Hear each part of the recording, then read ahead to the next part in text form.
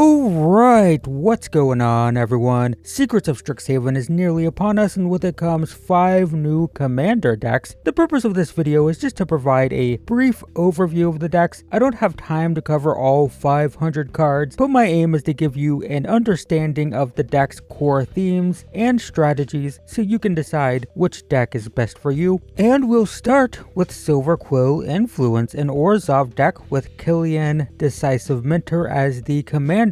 It's a 3-mana 2/3 that says whenever an enchantment you control enters, you can tap a creature and goad it, meaning it has to attack and it can't attack you. Then, whenever one or more creatures that are enchanted by an aura you control attack, draw a card. So this is an Orzhov aura deck that can simultaneously power up its own creatures while tapping down blockers, or powering up opponents' creatures and goading them to attack your opponents. And you get to draw cards while you do so. The backup commander is Skriv the Obligator, and something to note with these decks is the face commanders are all students of the school and the backup commanders are the mascots of the school. So Skriv is a 4-mana 2/3 flying death touch that says whenever it enters or attacks, it creates an aura that attaches to opposing creatures, and that creature will either cause them to lose 2 life if they attack you with it, or it'll get pumped up a +2/+0 if it attacks the opponent. So you can see how this is an aura based goading deck. Both of these commanders actually want to power up your opponent's creatures and empower them to attack each other, although unlike regular goad decks, Killian's ability to tap down blockers can help finish a game once it turns into a 1v1 situation. So new cards unique to this deck that reinforce this archetype include Changing Loyalty, Coercive Impetus, and Forum Filibuster. The first is an aura that will let you reanimate the creature it enchants when it dies. So not only can you play it and goad it to attack, but then you get it when it dies. It can also replicate, so the more times you pay, the more copies you get. The impetus pumps up a creature and goads it, and will also draw you even more cards when it attacks. And the filibuster makes a 2/1 flying token every turn, and when you make that token, it's going to return an aura or equipment, in this case it's going to be auras,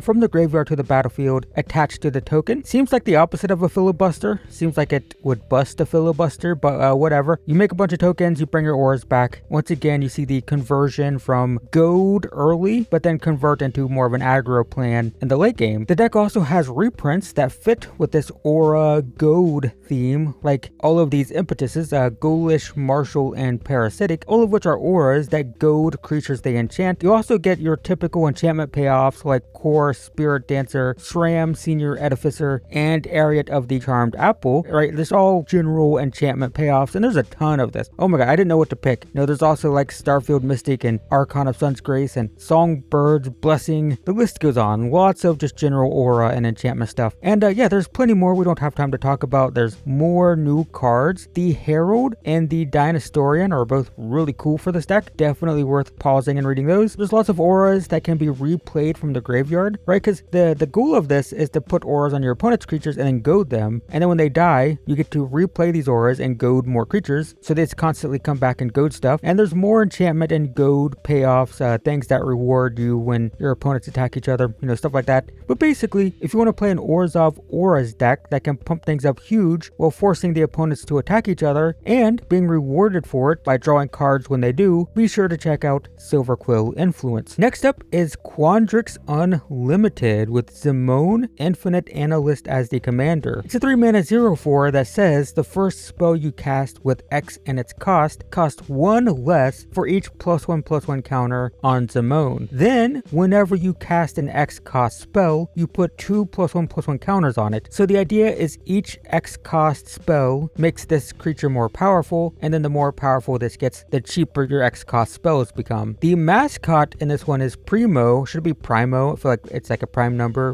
Whatever. Primo the Unbounded. It's an X and 3 cost 0/0 that has trample and enters with twice X counters. It also says whenever you deal damage with a creature with base power 0, you're going to make a 0/0 and then put X +1/+1 counters on it equal to the damage dealt. So if you had a 0/0 Hydra with 5 counters on it and hit the opponent, you would then make a 0/0 and make another 5/5. So regardless of which commander you choose, this deck is complicated. It's got a lot of counters, it's got a lot of big mana, it cares about X cost things. I hope you have a lot of dice. That's my suggestion before we look into this deck. Bring your your dice. You're gonna need a lot of them. So there's tons of new cards to support this. Let's talk about X Matter stuff first with Owlin, Spiralmancer, Nev the Practical Dean, and Lattice Library. The first is going to copy the first X cost spell you play each turn, which is pretty cool, right? You play an X cost spell, you get 2 of them. Nev will trigger whenever you cast an X cost spell and then put X +1/+1 counters on itself. And the library enters with X counters depending on how much you pay. And then whenever you cast an X cost card, it will make a 0/0 and then put X counters on it for each study counter on it. So if you get like 5 counters on this, every time you pay an X cost card, you would also get a 5/5. Then these are also new cards. We have +1/+1 counter themed cards like Kinetic Ooze, Striding Shotcaller, and Yavimaya Bloom Sage. The first enters and blows up a bunch of artifacts and enchantments and then gets counters. The Shotcaller has Run the Play, allowing you to pay X and 2 to put X counters on X creatures. They're going to gain flying, you draw a card, and then it will become re-prepared when you hit an opponent with a creature, which helps when you give them all flying. Bloom Sage puts a +1/+1 counter out every turn. Then, if the creature that it targets has 7 or more power, it can cast Channel, which is pay X life to add X mana, which is obviously kind of insane. And it allows you to just fuel out massive, crazy X cost cards. Are you tired of hearing me say X yet? Well, there's a ton of X cost creatures in this deck. Hangerback Walker, Stonequill Serpent, Goldvein Hydra, Ingenious Prodigy, Hydroid Krasis, Primordial Hydra, Benevolent Hydra, Steelbane Hydra, the Goose Mother, Lifeblood Hydra, and Altered Ego. You can see what this deck's doing. X cost 0/0s, not all of them are 0/0s, but X cost things that can be huge with lots of mana. And then you have also counter synergies. You get like Hardened Scales, Ozolith the Shattered Spire, Kami of the Whispered Hopes, all of which help you get more counters. Counters, counters, counters. That's what the deck is all about. There's also Unbound Flourishing. This one's huge. It deserves its own screen. For 3 mana, it's an enchantment that will double the value of X when you cast X cost permanents. And for non-permanents, for spells, it doubles the value of X essentially by creating a copy, right? If you cast an X cost spell, you get 2 of them, so you get double. So basically just double all your X stuff. So yeah,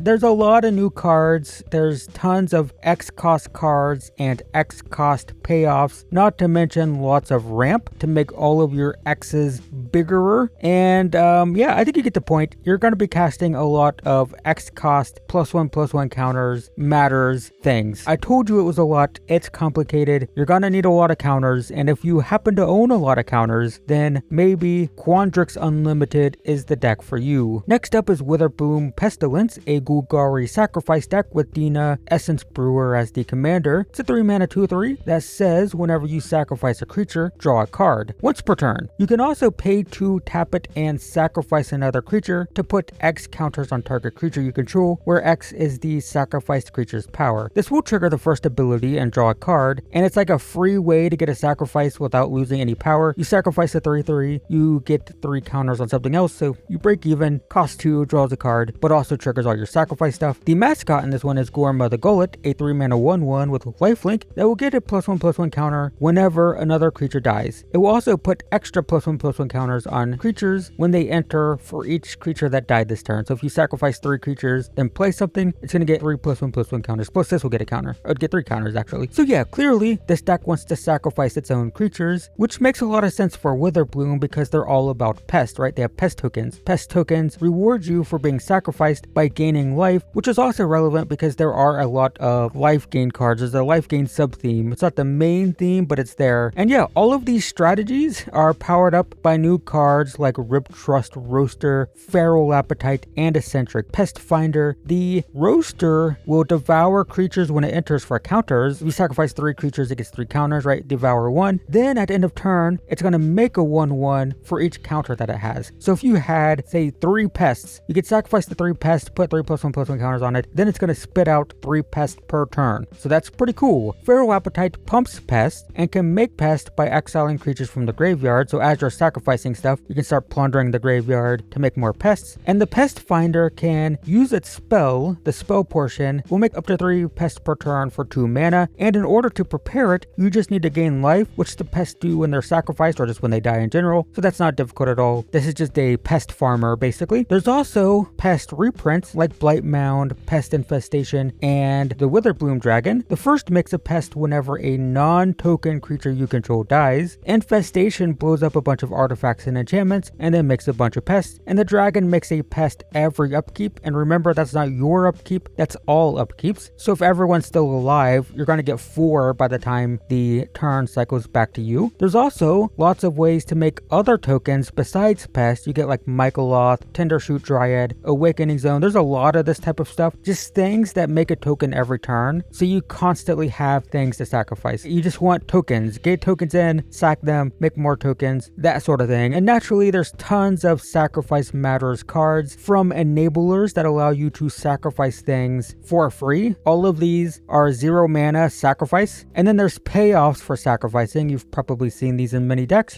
just things that trigger when things die. Draw cards, drain the table, all that sort of stuff. You want to make pest tokens, you want to sacrifice them, you want to draw. That's the whole idea. There are, of course, more new cards for the archetype. There's more token producers. There's more sacrificers. There's things that constantly come back from the graveyard, so you can sacrifice them over and over again. Just all kinds of sacrifice stuff. Sacrifice stuff with a little bit of a life gain theme as well. So if you like playing sacrifice decks and want to play a Golgari build with a focus on pest tokens, definitely check out Witherbloom Pestilence. Next up is Lorehold Spirit, a Boros deck with Quandrix History Chaser as the face commander. This is a 4 mana, 5 loyalty planeswalker that says it can be your commander. It's going to make a 3/2 whenever 1 or more cards leave your graveyard. So free 3/2s just as a static. For +1, you can discard a card, draw 2, then mill a card. So you go up 1 card in card advantage, but you draw 2 and get 2 cards in your graveyard, which is pretty cool. And the -4 is going to give spirits double strike and vigilance. And note that it can do this when it enters, right? It has 5 loyalty and -4. So there's no big ultimate, but that kind of is the big ult. That's the big haymaker win the game ability, because you're going to be going wide with spirits. But the backup commander, the mascot, is Excava the Risen Past, a 4 mana 3/3 with flying and haste that when it attacks, so it can trigger right away because it has haste, you return an artifact, creature, or non-aura enchantment with mana value 3 or less from the graveyard to the battlefield with a finality counter. It does turn into a 1/1 spirit, but you get to do that with no mana invested, and that's going to trigger all your other stuff because this deck does have a theme of just reanimating. Both of these care about the graveyard. Lorehold Spirit is a Boros self-milled deck that doesn't care so much about reanimating specific things, but rather just rewards you for removing things from the graveyard. Now that does include some reanimation, but if you play something with flashback, that's still going to trigger Quandrix and make a 3/2, right? So some new cards for this archetype include Augusta Order Returned, Vanguard of the Restless, and Spirit of Resilience. Note that all these cards are spirits. There is a tribal spirit theme. So the first is a Graveyard Hate card, forcing everyone to exile a card from their graveyard when it attacks, but it also adds counters to itself when it does that, and also that will count for removing a card, right? All this deck cares about is a card leaving the graveyard, whether it's reanimated or exiled, it doesn't matter. If something leaves the graveyard, you're going to be making spirit tokens, and this can do it every single turn. The Vanguard gives spirits +1/+1 for each time you've cast your commander, and remember Quandrix can give everything double strike, so pumping can be pretty big. And then whenever a spirit enters, you can pay 3 to return this from the graveyard to the battlefield, which again will trigger your leave the graveyard stuff. And the Spirit of Resilience will see things leaving the graveyard and then add +1/+1 counters to itself, 1 each time. And then also you can make it become a copy of anything that leaves the graveyard. So if you just look at what's on screen here, if you used Vanguard to return itself to the battlefield, the Spirit of Resilience would see that and could become a copy of it, and then your board gets +2/+2, right? So that's what these two are doing. Some reprints for the strategy include Venerable Warsinger and the 2 other pre-Planeswalker Quandrixes. The Warsinger is a spirit that returns things from the graveyard to the battlefield when it deals damage. Quandrix Field Historian will pump spirits and will see cards leaving the graveyard to make more spirits, and the Lore Master can exile a card from the graveyard to make more spirits. Quandrix all about just exiling stuff from the graveyard and making spirits, and yeah, all of these together there's lots of synergy. You can go very, very wide.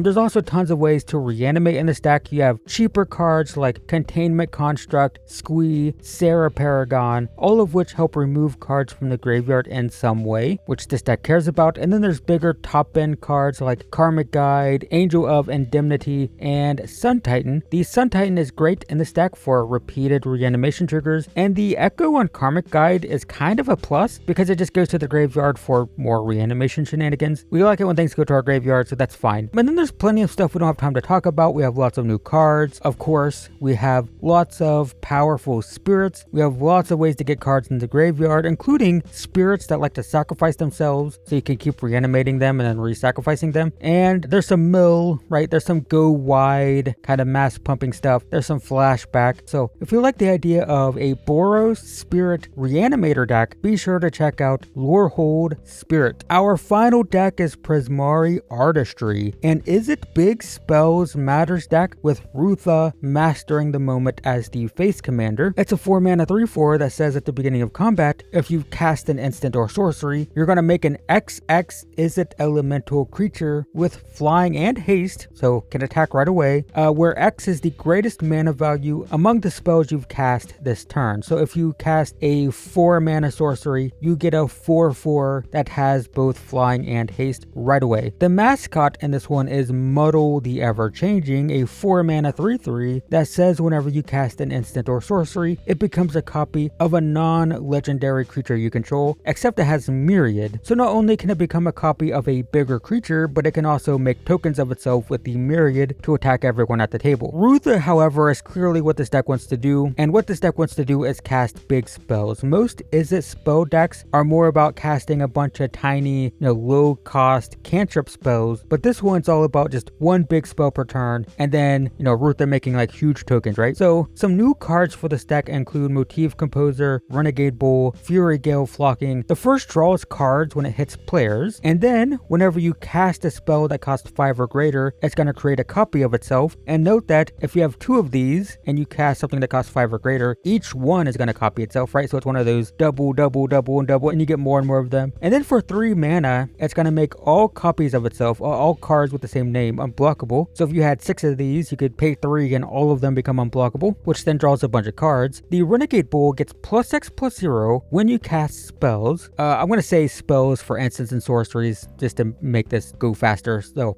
be aware of that. +X+0 when you cast spells, where X is the mana value. So cast a 5-drop spell, get +5/+0. Then when it attacks, it can cast spells out of the graveyard for free without paying their mana cost. That means, like you could pay a 5-cost spell, make this a 5/5 trampler, then attack, cast a thing again for free out of the graveyard, and now it's a 10/5 trampler, right? That's pretty cool. The flocking costs less the more spells you have in your graveyard. Then it can make 2 3/3 flying haste tokens for each opponent you have. What makes this so powerful isn't the raw power of the spell, though it is nice, right? You can get a whole board, whole army of flyers. But what's nice about it is it's a way to trigger your 5-cost matters stuff without actually paying 5 mana, right? Like if you had the bull in play, you could pay 2 mana for this, but give the bull +10/+0, right? And then attack and give it another +10/+0. Yeah, the bull is crazy in this deck, and you can see more of this with things like Dig Through Time, Treasure Cruise, Volcanic Salvo. All of these are huge. They have big effects. They do powerful things, but they all have their cost reduced in some way. The first 2 have Delve, so you can just spend a mana or 2 on them. And these Salvo will cost less based on the power of your creatures. And once again, you can see the power of like the bull, right? Where if you had the bull in play and you played Treasure Cruise, it gets powered up and it can cast it back from the graveyard. And then you look at your commander Rutha, which also puts massive flying tokens in play. You could pay 1 for Treasure Cruise and have the Renegade Bull become an 8/5 trampler and have Rutha make an 8/8 creature. And this deck has a lot of ways to cheese high mana value stuff like this. You have Rousing Refrain, Surge to Victory, Dance with Calamity. The Refrain, famous for generating massive amounts of mana, 1 red for each card in all of your opponent's hands. Then it exiles itself with Suspend and recast later. So free way to constantly get a big spell cast. Surge of Victory will trigger your spell payoffs when you cast it, and then will cast something from the graveyard for free, so you get 2 triggers. It also pumps your board based on the mana value of the exiled card, and this deck's all about big spells as we've seen. And Dance lets you just cast a bunch of stuff for free from the top of your your library, which can be pretty devastating. So yep, there's also lots of your typical spell payoff creatures, you know, Storm Catchmentor, Archmage Emeritus, Maniform Hellkite. The first, most importantly, the prowess isn't as big of a deal in this deck because you're not casting a bunch of spells per turn, but it makes your spells cheaper, one less. That's huge. Emeritus draws cards, of course, and the Hellkite is just going to make more tokens alongside your commander, right? More tokens when you cast spells, and you may have guessed, but there are more new cards we don't have time to talk about. A lot of these are pretty interesting. There's lots of spells, lots of ways to generate mana. There's lots of creatures that care about spells and making mana. And did I mention spells? There's big spells. If you like casting big, spiky, powerful spells and kind of like just also making an army of tokens while you do it, you might want to check out Prismari Artistry. And that's going to be it for the Secrets of Strixhaven Commander decks. I will leave links to the complete deck lists in the description below, as well as sponsored Amazon affiliate links, though I do encourage you to support a local game store if you have one. Also, be sure to let me know which deck you're most interested in the comments below. But in the meantime, thanks for watching. I hope this video was useful, and I will see you in the next one.